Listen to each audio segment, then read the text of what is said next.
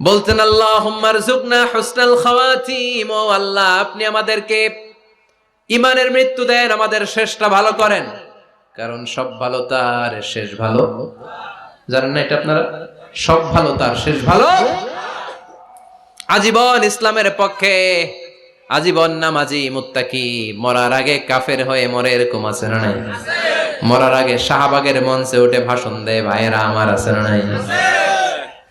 আবার আজীবন কাফের, ইসলামের বিরোধী, ইন্তেকালের আগে কালিমা পড়ে সব মাফ করায়, আছে না নাই? বিশ্বনবীর শ্বশুর আবু সুফিয়ান, নাম শুনছেন?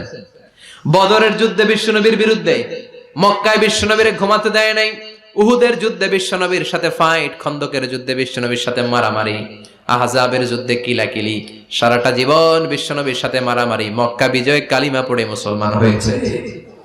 গোটা জীবনে যা অন্যায় করেছে সব মাফ করে দিয়েছে কে?